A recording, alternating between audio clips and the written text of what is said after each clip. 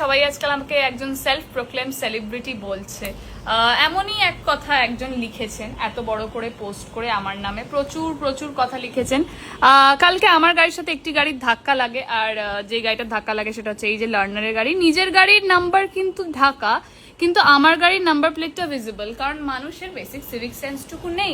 যাই হোক, আমরা এগিয়ে যাই। কালকে ইএম বাইপাসে সিগন্যাল থাকা সত্ত্বেও একটি গাড়ি, একটি ব্রেজা ব্রেক করে হঠাৎ করে, কারণ তার সামনে একটা বাইক চলে এসেছিল। তার পেছনে এই i20টা যে এত অ্যাকিউজেশন নিয়ে আমাকে নিয়ে পোস্ট লিখেছে, সে গিয়ে সে ব্রেজাটার পেছনে ধাক্কা মারে, আর আমিও সেই i10টার পেছনে ধাক্কা মারি স্বাভাবিকভাবে, কারণ কেউ ব্রেক করতে পারে না। ওনার ড্রাইভার যখন পারেননি, আমিও পারিনি। সিমিলারলি ওনারা এইটা হওয়ার পরে ওরা সবাই নেবে আসে, নেবে এসে ব্রেজার লোকটার সাথে কিছু একটা ডিসকাস করে। আর আমি যতদূর শিখেছি, আমি যখন একা ট্রাভেল করি, কখনো যদি রাস্তায় ঝামেলা হয়, আমি নিজের সেফটির জন্য নিজের গাড়ি থেকে নামবো না, কারণ আমি সেই মানুষগুলোকে চিনি না। তো ওনারা ব্রেজার মালিকের সাথে কিছু একটা ডিসকাস করেন এই i10, যার সাথে আমার স্পেসিফিক্যালি ধাক্কাটা লেগেছে। তারপরে i10-এর একজন মহিলা বেরিয়ে আসে, এসে আমাকে বললো, হোয়াট হ্যাভ ইউ ডান? আমি বললাম, ধাক্কা লেগে গেছে, কি করব বল, আমি তো ব্রেক করতে পারিনি। আর আমি এইভাবেই কথা বলেছিলাম ওনাদের সাথে। তারপরে একজন বয়স্ক মহিলা এলেন। বয়স্ক মহিলা আমাকে কিছু বলার আগেই নিজের গাড়ি থেকে বেরোতে না বেরোতে এরকম দেখাচ্ছে। তারপরে আমার কাজ নামিয়ে এসে চিৎকার করে বলছে, পয়সা দাও, ড্যামেজ দাও, তুমি যা করেছো সেটার ড্যামেজ দিতে হবে। আমি জানি না বয়স্ক মহিলা এতভাবে চিল্লি একটা বাচ্চা মেয়ের সাথে কি করে কথা বলতে পারে, কিন্তু উনি করেছেন। কিন্তু উনি নাকি প্রচন্ড শেকেন হয়ে গেছিলেন, এই পোস্টটাতে লেখা আছে। যাই হোক, উনি আমার মানে শেকেন হওয়ার পরে ওনার ব্রেন সেলসটা এতটাই ভালো কাজ করছিল যে সবার আগে কিন্তু এসে পয়সাটাই চেয়েছে। ব্রেজার কাছে চাইনি, আমার কাছে চেয়েছে। এসে পয়সা চাওয়ার পর আমি বললাম, সরি, আমি তো ব্রেক করতে পারিনি, পয়সা দেওয়ার তো আমার মনে হয় না কোনো ব্যাপার থাকে, রাস্তায় প্রচুর অ্যাক্সিডেন্ট হয়, আপনি আপনার গাড়িতে ইন্স্যুরেন্স ক্লেম করুন, আমি আমার গাড়িতে ইন্স্যুরেন্স ক্লেম করব। তারপরে এইসব কথা শোনার পর আমাকে মহিলা বলে, তুমি নিজেকে কি ভাবছো? তুমি মাথা কিনে নিয়েছো? তুমি একজন সেলিব্রিটি, আমি তোমাকে সিরিয়ালে দেখেছি।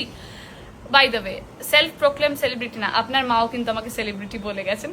যাই হোক, সেটা কথা না। তো উনি এই কথাগুলো বললেন। আমি তখন ওনাকে বললাম কি, না, আমি তো এই কথাগুলো আপনাকে বলিনি, আর নাহি আমি আমার পরিচয় দিয়েছি আপনাকে, আমি আমার নামটুকুও আপনাকে বলিনি, আপনি এটা নিজে থেকে এসেই বললেন। এটা বলার পরে উনি গেলেন ওনার ছেলের কাছে। তারপর ওনার ছেলে এলেন, ছেলে এসে আমাকে বললেন কি, টাকা বার করো, টাকা বার করো, যা করেছো ড্যামেজ তো তোমাকে দিতেই হবে। আমি বলছি, আমি তো জানি ইন্স্যুরেন্সে ক্লেম করলে সবাই সবার টাকা ফেরত পেয়ে যায়, সবাই সবার গাড়ি রিপেয়ার হয়ে যায়। তখন আমাকে বলছে, কেন আমি কেন আমার ইন্স্যুরেন্সে ক্লেম করব? তোমার থার্ড পার্টি ইন্স্যুরেন্স নেই? আমি তো যতদূর জানি নতুন গাড়ির ফার্স্ট পার্টি ইন্স্যুরেন্স ছাড়া রাস্তায় বেরোতে দেয় না, তো আপনার গাড়ির ফার্স্ট পার্টি ইন্স্যুরেন্স নেই দাদা? যাই হোক, এত কিছু হওয়ার পরে লোকটি আমাকে বললেন কি, আমি আপনার নামে থানায় একটা কেস করব। আমি বললাম, সেটা আপনার ইচ্ছা, আপনার যদি মনে হয় কি, মানে আপনার নিশ্চয়ই হয়তো কলকাতার রাস্তায় নতুন গাড়ি চালাচ্ছেন, কারণ কলকাতার রাস্তায় গাড়ির সাথে বহুবার অনেক লোকের গাড়ি ঠোকে, কেউ কেস করতে যায় না, ঝগড়া করে, গালাগালি দেয়, আর যেটার মধ্যে কোনোটাই আমি করিনি, করে তারা বাড়ি চলে যায়, নিজেদের কোম্পানির ইন্স্যুরেন্সে ক্লেম করে। কিন্তু উনি গিয়ে আবার কেস ফেস করেছেন, অনেক কিছু করেছেন, এবং আমাকে ধমকি দিয়েছেন আমি যদি না যাই ওনার সাথে তাহলে উনি দেখে নেবেন। কি দেখলেন আমি বুঝতেই পারলাম। আর আপনি যাকে সেলফ প্রোক্লেম সেলিব্রিটি বললেন, আপনার মনে হলো কি এই মেয়েটি যে গাড়ি থেকে নাবে, উনি আপনার মা, আপনার বউ এবং আপনার সাথে এবং আপনার ড্রাইভারের সাথেও এত ভদ্রভাবে কথা বলেছে, আপনি ভাবলেন কি তাকে নিয়ে একটা পোস্ট করে বেশ ভালো লাইকস কামানো যাবেন, তাই আপনি ফেসবুকে ওটা নিয়ে পোস্ট করে দিলেন।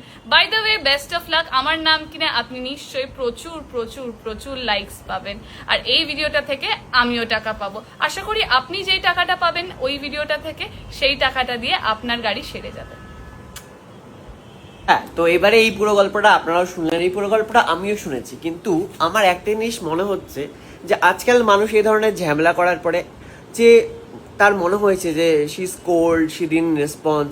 তো রেসপন্সটা কি চাইছিলেন আপনি? আপনার সাথে কোমর বেঁধে ওখানে কলতলার মাসির মতো ঝগড়া করুক, নাকি আপনাকে বেরিয়ে চারটে খিস্তে দেন? কারণ আপনার ড্রাইভার, আপনার গাড়িতে তেল লাগানো, আপনার ড্রাইভার গাড়ি চালাচ্ছিলেন, কিন্তু দোষটা কিন্তু আপনি নিজের ভাবছেন না, আপনিও একটা গাড়িকে ঠুকেছেন, আপনি কিন্তু ক্লিন মানে বেরিয়ে যাননি, আপনার সামনে একটা গাড়িকে আপনি ঠুকেছেন, এগুলো কোনো কিছু আপনার কিছু মনে হচ্ছে না। কিন্তু জাস্ট বিকজ পেছনের গাড়ি যে চালাচ্ছিল তিনি একজন সেলিব্রিটি, আপনি ভাবছেন বা আপনি বলছেন, আমরা কিন্তু সেটা বলতেও যায়নি, তো তার থেকে এসে টাকা চাওয়া যায়, কারণ সে অনেক আর্ন করে নাকি? মানে মানুষ আজকাল কাউকে অভদ্রভাবে কোনো কথা না বললে, রাস্তায় একটা বড় অ্যাক্সিডেন্ট হয়েছে, 4টে গালাগালি হবে, এটা না বলতে তার এত